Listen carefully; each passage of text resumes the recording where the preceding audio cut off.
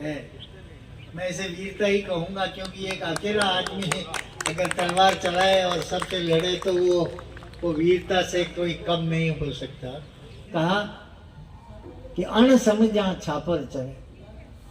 जो नहीं समझते हैं, जो नॉन इलीट पर्सन है, जो संवेदना विहीन लोग हैं, वो तो आराम से चल रहे हैं। वो बाकी के हिरण नहीं आए थे। तो उसने कहा जो अन समझा छापर चढ़े और समझा लागे बाण। और जो समझते हैं, जो इस पर रीझते हैं, कलाओं पर रीझते हैं, उन्हें मरना पड़ता है, उन्हें बाण खाना पड़ता है की घोषणा करता हूँ। धन्यवाद। बहुत बहुत धन्यवाद आदरणीय डॉक्टर चंद्र प्रकाश देवल जी, जो महान साहित्यकार होते हैं, संवेदनाओं से परिपूर्ण होते हैं। और आपने देखा किस तरह अपने जीवन के अनुभवों के साथ एक एक शब्द यहाँ पर रस से भरा हुआ था और हमें प्रेरणा दे रहा था। अब मैं सभी अतिथिगण से विनम्र निवेदन करूंगी कि दीप प्रज्वलन करें सरस्वती की प्रतिमा पर, क्योंकि दीप प्रज्वलन हमारी संस्कृति का अभिन्न अंग है। और कहते हैं कि जलते दिए बुझे नहीं, बुझते दिए जलाओ तुम। जलते दिए बुझे नहीं, बुझते दिए जलाओ तुम। प्रेम की ज्योति कम न हो, गाओ ये गीत गाओ तुम। किसने ये तुमसे कह दिया अपनों ही से करो प्यार। किसने ये तुमसे कह दिया अपनों ही से करो प्यार। दुश्मन को भी है दोस्तों, हंस के गले लगाओ तुम। प्रेम की ज्योति कम न हो, गाओ ये गीत गाओ तुम।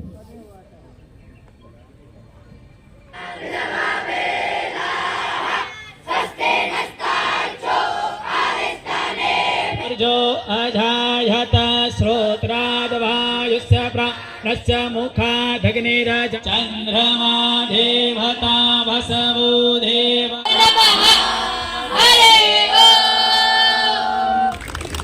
बहुत सुंदर। आपको भी ये अनुभूत हो रहा होगा कि मंत्रों के स्वर जब गूंजे पावन, शुद्ध करे मन, जग जाए जड़ और चेतन। कंपन हो और ऊर्जा का हो संचार, शांति शक्ति का बने आधार। और अब मैं सरस्वती वंदना के लिए आमंत्रित कर रही हूँ अहमदाबाद से पधारी श्रीमती रेणु शर्मा श्रद्धा जी को। और प्यार से वीणा को झनकार दे, छंद निबंध प्रबंधों वाला वाणी को श्रृंगार दे। शब्द शब्द हो अक्षत चंदन, अरिदल को अंगार दे। अद्भुत ज्योति जगा दे मातु, भावों को संचार दे। सबका कर कल्याण आज तो सबको शुद्ध विचार दे। जो ये कार्यक्रम सजाया है अनिल जी ने, शाश्वत जी ने, आप सभी का आभार व्यक्त करते हुए माँ के चरणों में अपनी वंदना रखती हूँ। जय माँ शारदे। वीणा वादिनी माँ सरस्वती, नमन तुमको कर लूं माँ। नमन तुमको कर लूं माँ। जय माँ शारदे। बहुत बहुत शुक्रिया। बहुत ही मधुर कंठ से इतनी सुंदर सरस्वती वंदना प्रस्तुत की गई है। और हमारे जो छात्र पंडित हैं, उन्होंने ऋग्वेद के मंत्रों का उच्चार किया था। अभी 3 वेद, यजुर्वेद, सामवेद और अथर्ववेद के मंत्रों का उच्चार करना वो चाहते हैं। कृपया मंच पर आए।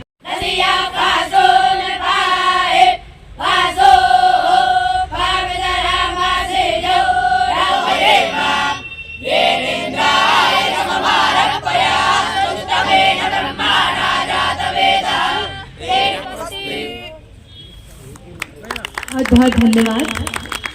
और अब स्वागत के इस क्रम में पुष्प गुच्छ से स्वागत करने के लिए आदरणीय अनिल सक्सेना जी को आमंत्रित करूंगी कि आप पद्मश्री डॉक्टर चंद्र प्रकाश देवल जी का पुष्प गुच्छ से स्वागत करें। बहुत बहुत धन्यवाद। और हम यही कहेंगे कि हरम की लाज शिवालों की आबरू रख ली। हरम की लाज शिवालों की आबरू रख ली, जो तुमने मेरे ख्यालों की आबरू रख ली। आप लोग इतनी दूर दूर से आए हैं, अपना कीमती वक्त दे रहे हैं। आपकी उपस्थिति से ही यहाँ पर कहते हैं ना, 4 चांद लग गए हैं। और अब मैं जिन्हें आवाज़ देने वाली हूँ, चित्तौड़गढ़ साहित्य उत्सव की पृष्ठभूमि पर प्रकाश डालने के लिए निवेदन कर रही हूँ मुख्य समन्वयक चित्तौड़गढ़ साहित्य उत्सव श्रीमती शांति सक्सेना जी से। आप एक शिक्षाविद और पत्रकार हैं। गत 23 सालों से अंग्रेजी विषय के अध्यापन के साथ ही आप लेखन का कार्य भी कर रही हैं। श्रीमती सक्सेना 3 दिन में होने वाले कार्यक्रमों के सफल क्रियान्वयन के लिए सभी कलमकारों और कलाकारों से समन्वय का कार्य भी कर रही हैं। प्रदेश भर में चल रहे राजस्थान के साहित्यिक आंदोलन के अंतर्गत होने वाले सभी कार्यक्रमों के समन्वयन का कार्य भी इन्हीं का है। इस कार्य में एडवोकेट आशीष सक्सेना भी सक्रिय सहभागिता के साथ आपके साथ सहयोग करती हैं और समस्त नारी शक्ति से आपका यही कहना है कि आप चाहें तो समंदर भी सोख सकती हैं, आप चाहें तो समंदर भी सोख सकती हैं, उठते तूफान इशारों से रोक सकती हैं, गरजती स्याह घटाओं की छातियों में भी बड़ी तरकीब से कील ठोक सकती हैं। तो जोरदार तालियों से स्वागत कीजिए श्रीमती शांति सक्सेना जी का। धन्यवाद मैम। आदरणीय मंच और मंच पे पधारे हमारे सभी माननीय अतिथि, आप सभी का स्वागत एवं अभिनंदन। हालांकि मैं एक अंग्रेजी शिक्षिका हूँ। अब जो बैठे हैं इस शौर्य नगरी में, हम इस पहर को खुशियों का पहर कहते हैं। है ये तकदीर कि आपने अपना समझा, हम इसे सदियों की दुआओं का असर कहते हैं। ये जो साहित्य उत्सव चित्तौड़गढ़ साहित्य उत्सव 2025 रखा गया है, ये आप लोगों के लिए रखा गया है ताकि आप साहित्य के बारे में बहुत गहराई से जानें, समझें और उसे आत्मसात करें और उसके कोमल मनोभावों को संपादित किया जाता है। साहित्य मनुष्य के भीतर की सहज मानवीय करुणा को जागृत करने का कार्य करता है। बहुत सुंदर। कहते हैं ना कि स्वर में अगर लय हो तो संगीत बन जाता है, देह में लय हो तो नृत्य बन जाता है और कार्यक्रम में लय हो तो अनुष्ठान बन जाता है। और अब ये कार्यक्रम अनुष्ठान बन रहा है, तो इस अनुष्ठान में आहुति देने वालों के प्रति आभार ज्ञापन के लिए मैं आमंत्रित कर रही हूँ आदरणीय श्री शाश्वत सक्सेना जी को। उनके बारे में थोड़ा सा बताना चाहूंगी कि जो यूथ मूवमेंट राजस्थान के संस्थापक अध्यक्ष हैं, युवा नेता हैं और चित्तौड़गढ़ साहित्य उत्सव के आयोजक भी हैं। चित्तौड़गढ़ साहित्य उत्सव के आयोजक यूथ मूवमेंट राजस्थान के संस्थापक अध्यक्ष श्री शाश्वत सक्सेना छोटी आयु से ही सामाजिक सरोकार के कार्य कर रहे हैं।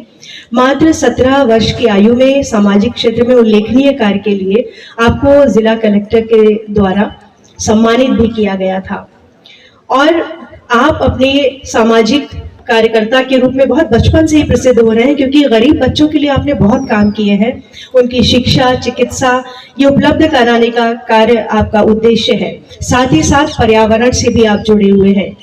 आपके द्वारा प्रदेश के विभिन्न विद्यालयों, महाविद्यालयों और विश्वविद्यालयों में राजस्थान के साहित्यिक आंदोलन की श्रृंखला में वरिष्ठ पत्रकार और साहित्यकार श्री अनिल सक्सेना के मार्गदर्शन में भारतीय संस्कृति, साहित्य और ज्ञान परंपरा विषय पर संवाद, परिसंवाद, चर्चा, परिचर्चा और व्याख्यान आयोजित करने में आप पूरी तरह से उनका सहयोग करते हैं और आप इस बात में पूर्ण विश्वास रखते हैं कि बाधा बाधा करत है तू मूर्ख नादान, बाधा बाधा करत है तू मूर्ख नादान, बाधा का वध बिन किए क्या पाएगा मान।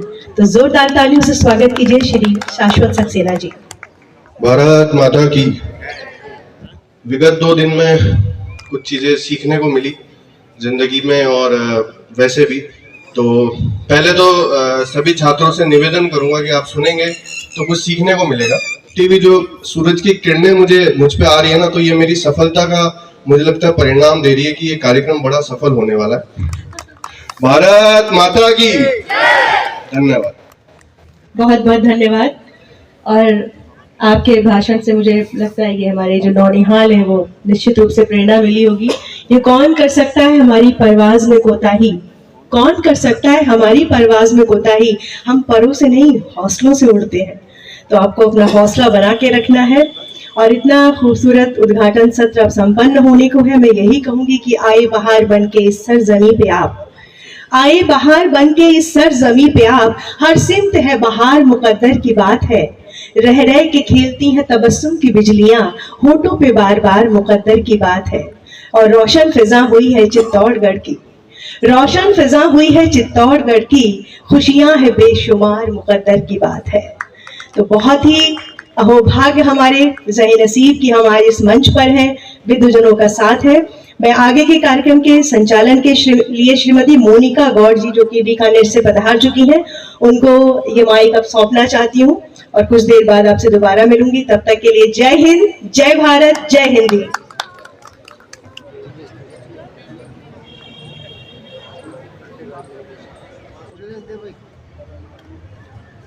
दो शब्द मुख्य हैं, एक राजस्थान और एक साहित्य। अब दिक्कत यह है कि राजस्थान 1947 के बाद अपनी शक्ल अख्तियार करता है और साहित्य बहुत पहले से अपनी शक्ल अख्तियार करता है। 8वीं और 9वीं जो शताब्दी है तब से हमें लिखित साहित्य मिलना शुरू होता है। एमएलए सर के पास मैं जब भी गया और जब भी सामाजिक कार्य के लिए गया, मुझे याद नहीं पड़ता है कि इन्होंने ना किया हो। अभी मैं उनको इनवाइट करने गया, उन्होंने सीधा किया, आप मेरे बड़े भाई हो, आप तो ये बताओ कि मुझे करना क्या है। मेरे ख्याल से इतना लोकप्रिय और सभी सम्मानित मंच और सामने बिराजे हुए काफी चित्तौड़ में बाहर से पधारे हुए सभी लेखकगण, मेरी मातृशक्ति, युवा साथियों, तो मैंने राजस्थान भाषा की बात करी और राजस्थान भाषा में बोलने लगा तो स्पीकर साहब थे, उन्होंने टोका कि आप बोल नहीं सकते हैं, तो भी बोलने की कोशिश करी, उस टाइम में रोका था। 2018 में जीता, उस टाइम में ये बात हुई थी तो भी बात हो नहीं पाई। 2024 में वो शपथ की बात आई, देवल साहब जो बात करें कोई बात वापस आई, पर जिस भाषा में हमको शपथ लेनी थी वो वास्तव में हम शपथ ले नहीं पाए। पर इस बात को मैंने टाइम टाइम विधानसभा में उठाई और टाइम टाइम पर राजस्थान भाषा का विषय में एक बार पूरा मैंने कम से कम 120 एमएलए का, 200 में 120 एमएलए का मैंने पूरा लेटर टाइप करवाया, सीएम साहब को भी दिया, विधानसभा अध्यक्ष जी को भी दिया और जहां पहुंचाना वो पहुंचाया। और आज भी उसकी फोटोकॉपी मेरे पास है कि राजस्थान भाषा का वास्तव में सब अपनी अपनी भाषा राज्यों की करते हैं, क्योंकि पूरा देश एक है। मैं कोई अलग बात नहीं करता हूं, पर जहां की जो स्थानीय भाषा होती है वो निकल के जरूर आती है। पर राजस्थान की भाषा का वास्तव में एक अलग से अपन को मिलना चाहिए। राजस्थानी साहित्य की परंपरा में लोक साहित्य जो है क्यों वो सबसे महत्वपूर्ण है। अपनी जो साहित्य की परंपरा है उसमें वाचिक परंपरा सबसे ज्यादा महत्वपूर्ण रही है पिछली शताब्दियों में, और किसी भी भाषा की सबसे बड़ी ताकत इसी से मानी जाती है कि उसमें कितना लोक साहित्य, कितना वाचिक साहित्य है। क्योंकि भाल पर शोभित जैसे कोई बिंदी है, सबसे प्यारी भाषा जग में मेरी अपनी हिंदी है। सबसे प्यारी भाषा जग में मेरी अपनी हिंदी। सारी भाषाएं उसमें, कानपुरिया डायलेक्ट भी है, झारखंड की डायलेक्ट भी है, राजस्थानी भी यूज हो रही है। और वो जो मूवीज में जो भी लोग हैं, स्टार हैं, कभी उनका इंटरव्यू सुनोगे तो वो इंग्लिश में बोलते हैं, ऐसा देखा?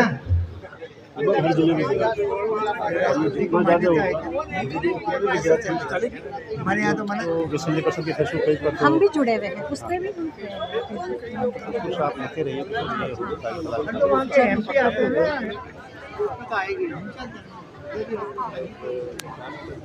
सभी को एक बार पुनः नमस्कार।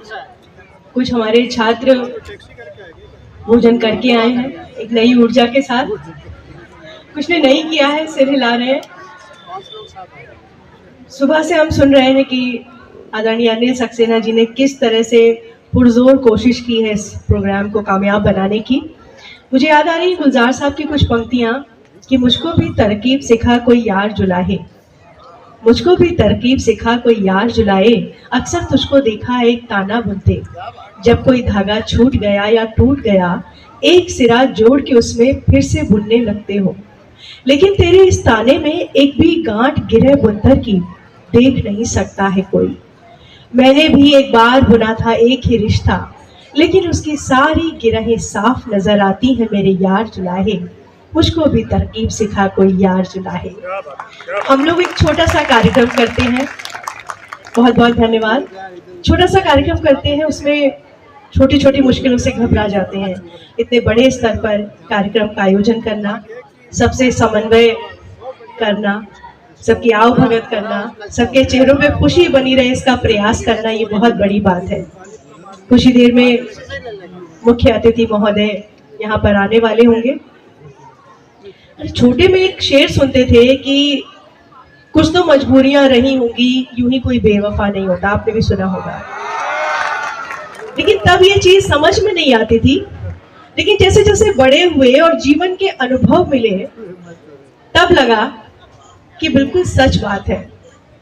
तो इसलिए अगर वक्त पर कोई ना आ पाए तो उसको ताना ना दे, बल्कि उस परिस्थिति, उस परिवेश को समझने का प्रयास करें कि कुछ मजबूरियां तो जरूर रही होंगी जो देरी से आए या नहीं आ पाए। तो हमेशा कुछ बोलने से पहले हमें जरूर सोच लेना चाहिए। और यहाँ पे जो इतने सारे बच्चे बैठे हैं उनके लिए मैं बीच में बैठी थी, पूरे प्रोग्राम में बीच में बैठी थी बच्चों के, और सुन रही थी उनकी बातें और बड़ा आनंद ले रही थी। और कुछ बच्चे बड़े जागरूक होकर सुन रहे थे। यहाँ मन से बोला गया एक एक शब्द उसका संधि विच्छेद कर रहे थे।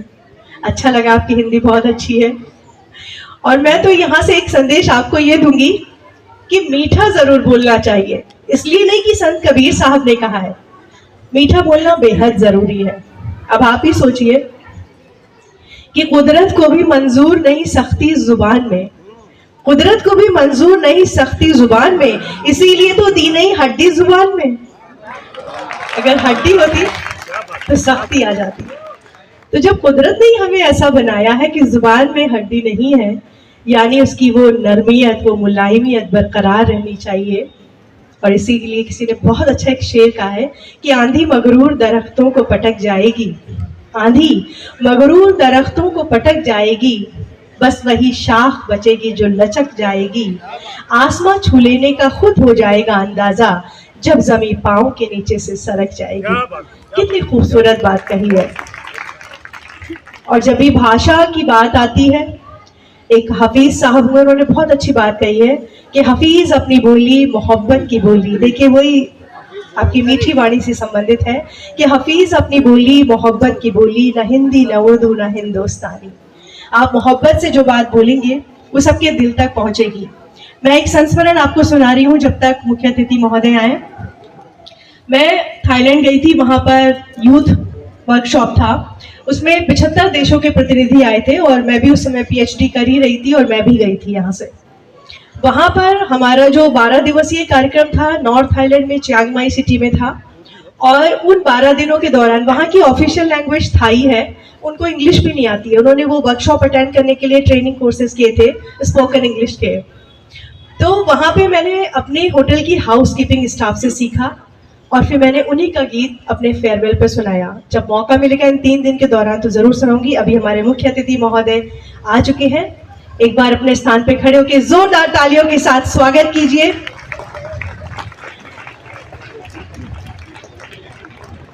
बहुत बहुत स्वागत है आदरणीय आपका। हृदय बोला प्रीत अंतस में बसाना जानते हैं, हृदय बोला प्रीत अंतस में बसाना जानते हैं, होठ बोले पीर को हम गुनगुनाना जानते हैं। प्रथम तो सकुचे मगर फिर यूं सजीले नयन बोले, प्रथम तो सकुचे मगर फिर यूं सजीले नयन बोले, हम धधकती आग को पानी बनाना जानते हैं। सर हृदय से आपका स्वागत है। हमारे बीच में आज के कार्यक्रम के मुख्य अतिथि श्री गौतम कुमार दत्त साहब आ चुके हैं। आप एक भारतीय राजनीतिज्ञ हैं और वर्तमान में राजस्थान सरकार में सहकारिता और नागरिक उड्डयन विभाग के राज्य मंत्री के रूप में कार्यरत हैं। आपको बता दें कि वे बड़ी सादड़ी से राजस्थान विधानसभा के 14वें और 16वें सदस्य हैं और भारतीय जनता पार्टी के सदस्य हैं। आप इन पंक्तियों में पूर्ण रूप से विश्वास रखते हैं कि संवारते चलो वतन, दुलारते चलो वतन, मुसीबतें हजार हो रुके नहीं बड़े चरण, संवारते चलो वतन। हमारे साथ मंच पे विराजमान है पद्मश्री श्री चंद्र प्रकाश देवल जी, शाश्वत सक्सेना जी, अनिल सक्सेना जी, आदरणीय विनोद भारद्वाज जी। मैं सबसे पहले आदरणीय शाश्वत सक्सेना जी से निवेदन करूंगी कि हमारे मुख्य अतिथि महोदय का स्वागत करें। आदरणीय सुधीर जैन जी और मनोज जी कृपया मंच पर आए।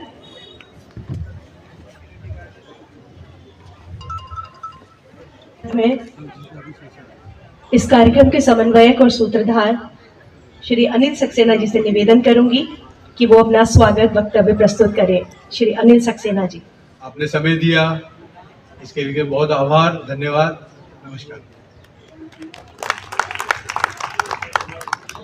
बहुत बहुत धन्यवाद।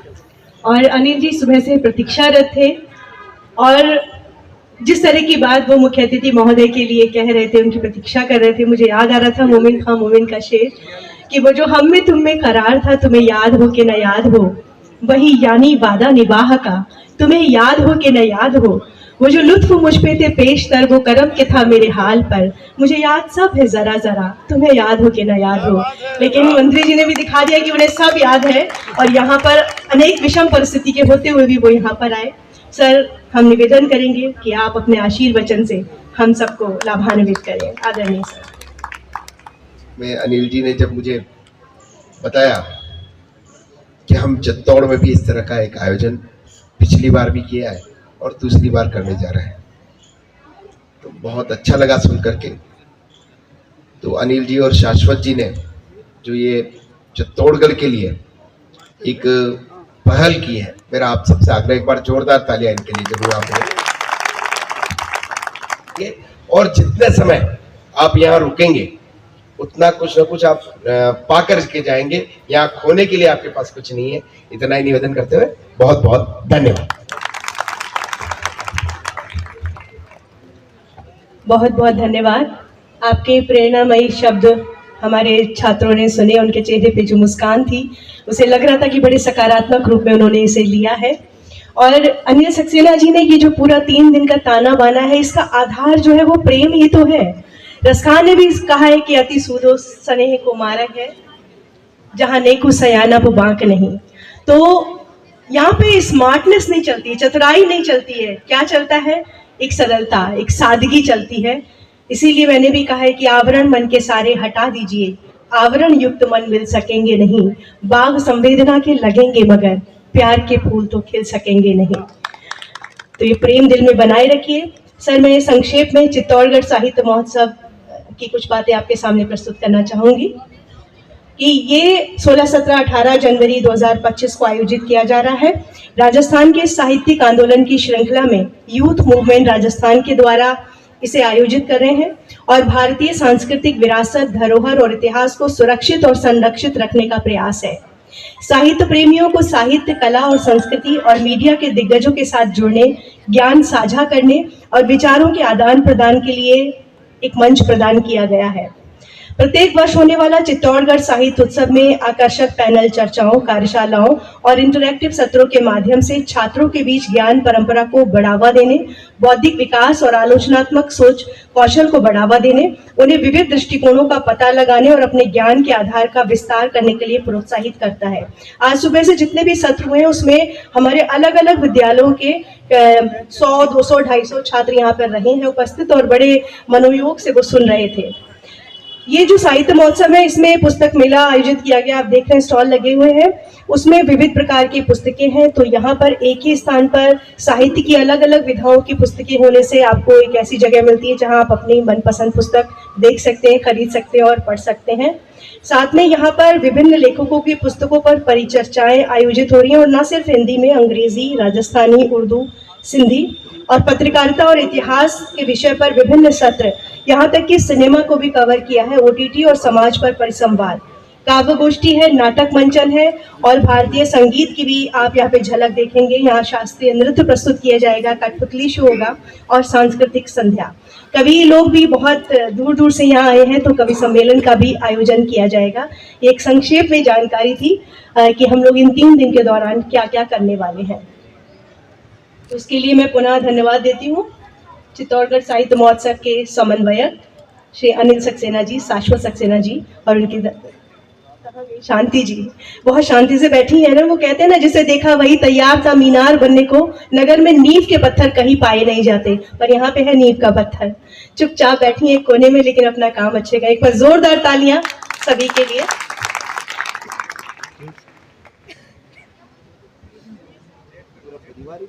जी बिल्कुल, जब परिवार एक साथ होकर काम करता है तो कार्यक्रम अनुष्ठानी बनता है।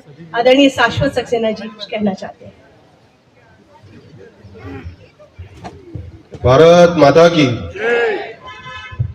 सम्मानित मंच और इस सत्र में हमारे मुख्य अतिथि महोदय श्रीमान गौतम दत्त जी साहब का मैं बहुत बहुत तहे दिल से धन्यवाद देना चाहूँगा। भाई साहब के साथ मुझे काफ़ी साल हो गए हैं कार्य करते करते, मैं संगठन में उनके साथ कार्य कर चुका हूँ। तो मैं जैसा कि अभी हमने सुना है कि काफ़ी वो सरल स्वभाव के हैं और सभी के लिए सदैव कार्य करने के लिए हमेशा तत्पर रहते हैं और हमेशा वो सभी की जन सुनवाई और सुनवाई का कार्य करते हैं। जय हिंद, जय भारत। आप सभी का भी बहुत बहुत धन्यवाद। बहुत धैर्य के साथ, बड़े सब्र के साथ आपने सुबह से सारे सत्रों को सुना, सराहा, प्रशंसा की। आपकी चेहरे के मुस्कान और आपकी आंखों की जो ज्योति उससे ये परिलक्षित हो रहा है। तो आपको भी आभार ज्ञापित करती हूँ और थोड़ी ही देर में भोजन परोसा जाएगा बड़े प्यार के साथ, जिसका भी इंतजार हम सब कर रहे हैं। तो एक बार मेरे साथ फिर से कह दीजिए, जय हिंद, जय हिंदी। जय हिंदी। धन्यवाद।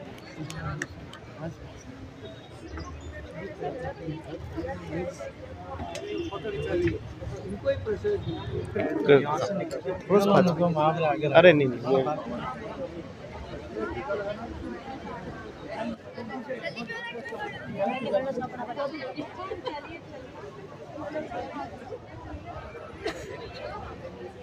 Thank you ma'am. और मैं सम्मान के लिए आपको आग्रह करूँगा। हाँ जी, एक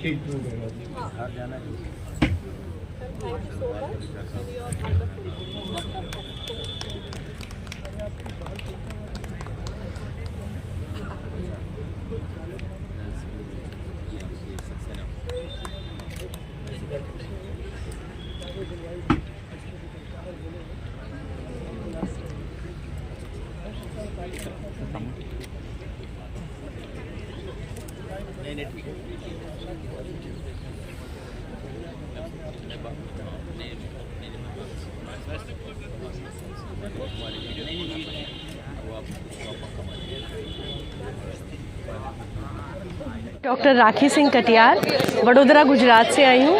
और ये जो 3 दिन का जो त्यौहार मैं कहूँगी से पर्व मनाया जा रहा है साहित्य का, बहुत अच्छा लग रहा है। बहुत कुछ सीखने को मिल रहा है। बहुत बड़े बड़े विद्वान आए हैं जिनसे चर्चा परिचर्चाएँ गोष्ठियाँ हो रही हैं, उनको सुनना बहुत अच्छा लग रहा है। उर्दू गज़ल पे भी अभी बात हुई थी, बहुत अच्छा लगा। तो बस मैं यही कहूँगी कि महफ़िल है आशनाई की उल्फत की शाम है, महफ़िल है आशनाई की उल्फत की शाम है, ये तो वफ़ा परस्ती मोहब्बत के नाम है। तो ये वफ़ा परस्ती और मोहब्बत के नाम है कि पूरे देश भर से साहित्यकार लोग यहाँ जुटे हैं, बहुत अच्छा कार्य कर रहे हैं। और अनिल सक्सेना जी की पूरी टीम को मैं बधाई दूंगी कि बहुत ही सुंदर तरीके से पूरा संयोजन किया गया है कार्यक्रम का। हम सब एक दूसरे से मिल रहे हैं, अपनी रचनाएं सुना रहे हैं, सुन रहे हैं। तो जीवन में इससे बड़ा स्वर्णिम अवसर और क्या होगा। तो बहुत सारी शुभकामनाएँ हैं इसके लिए। और जैसा कि आप जानते हैं कि भारत की भूमि जो है वो इतनी महान है। यहाँ रज रज में, यहाँ की कण कण में, तृण तृण में कहते हैं कि इतिहास भरा हुआ है और वीरता जो है वो यहाँ की मिट्टी में समाई हुई है। तो ऐसी भूमि जो धन्य है, जो पावन है, ऐसी धरा पर इस तरह के कार्यक्रम का होना बहुत आवश्यक है। साथ में जो छात्रों को जोड़ा है इस कार्यक्रम से, तो यहाँ की जो संस्कृति है, भारतीय संस्कृति है, सभ्यता है, संगीत है, साहित्य है, वो बड़ी सहजता के साथ बच्चों तक पहुँचाया जा रहा है। तो ये चीज़ें बहुत ज़रूरी हैं और मुझे लगता है और भी लोगों को पहल करनी चाहिए। चित्तौड़गढ़ तो महान धरती, हम सब जानते हैं कि वीरता कूट कूट के भरी हुई है यहाँ पर। तो ऐसी पहल और भी सुंदर शहर हैं और पावन धराएं हैं, उन पे करने चाहिए हम सबको। बस बहुत सारी शुभकामनाएं दूंगी और चाहूँगी कि हमारे नौनिहालों में ये जो वीरता का गुण है इसका संचरण हो और इसी तरह से हमारा देश उन्नति करता रहे। धन्यवाद।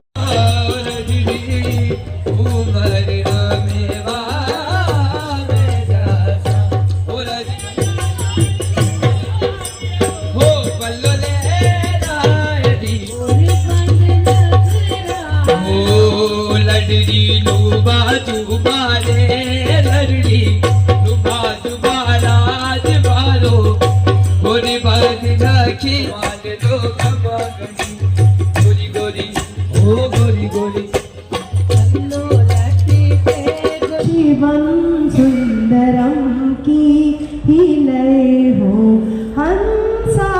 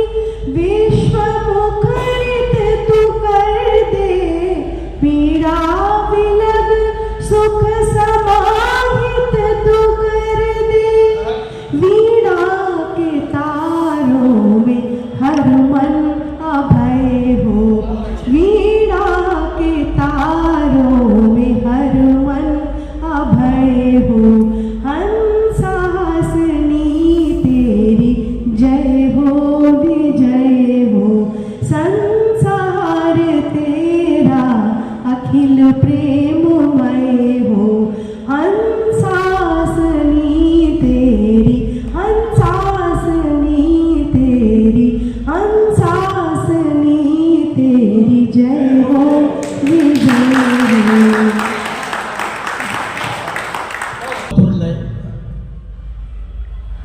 शानदार शब्द और शिल्प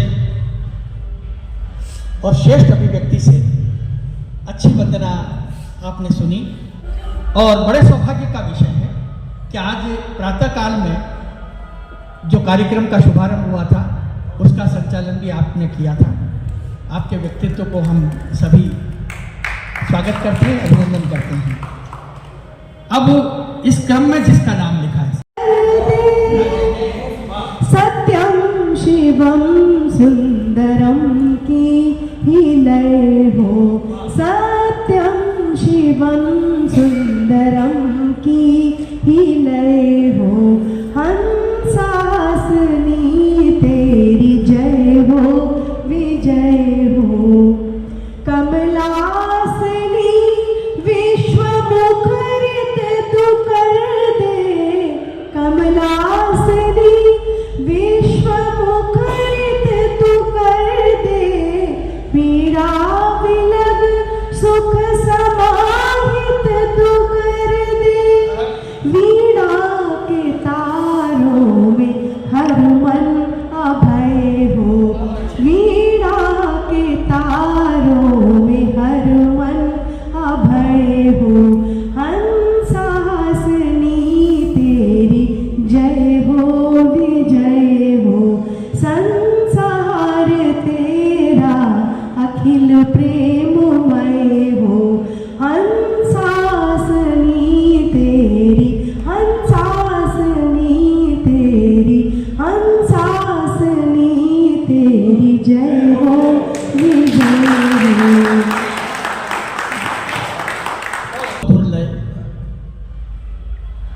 शानदार शब्द और शिल्प और श्रेष्ठ अभिव्यक्ति से अच्छी वंदना आपने सुनी। आपने तालियों से उनको सम्मानित किया। शुभारंभ का संचालन किया था। हैं? शुभारंभ का संचालन। और बड़े सौभाग्य का विषय है कि आज प्रातःकाल में जो कार्यक्रम का शुभारंभ हुआ था उसका संचालन भी आपने किया था। आपके व्यक्तित्व को हम सभी स्वागत करते हैं, अभिनंदन करते हैं।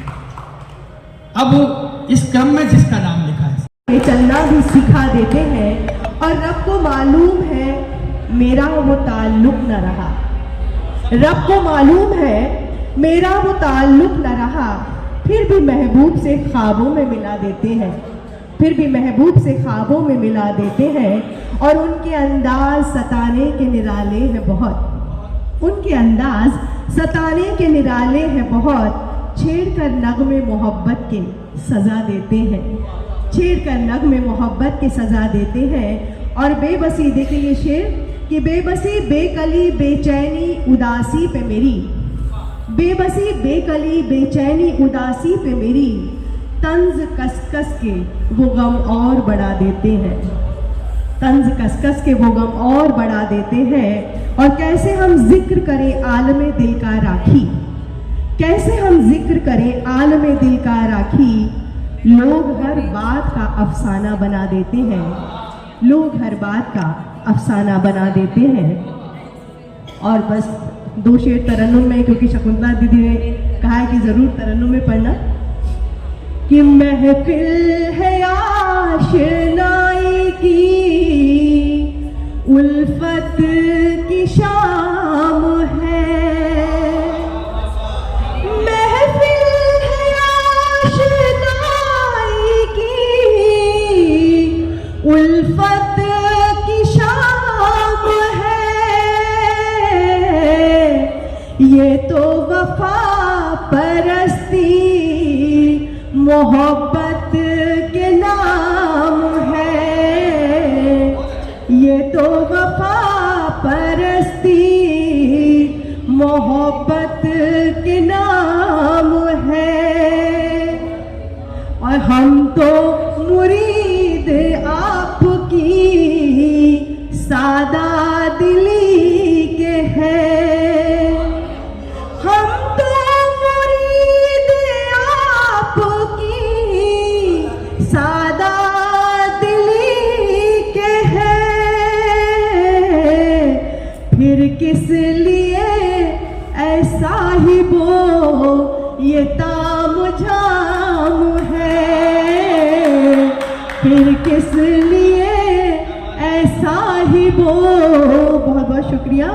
और शेर देखिए कि लब पे खामोशी और ये नजरें झुकी हुई, लब पे खामोशी और ये नजरें झुकी हुई, वो खास बन गया है जो महफिल में आम है, वो खास बन गया है जो महफिल में आम है। और इस शेर पे खास तवज्जो चाहूंगी कि अच्छे बशर की आइए तारीफ हम करें, अच्छे बशर की आइए तारीफ हम करें, मेरा नहीं है सिर्फ ये हम सब का काम है, मेरा नहीं है सिर्फ ये हम सब का काम है। और उसकी नजर में एक बराबर है सारे लोग, उसकी नजर में एक बराबर है सारे लोग, कोई नहीं है राखी किसी का गुलाम है, कोई नहीं है राखी किसी का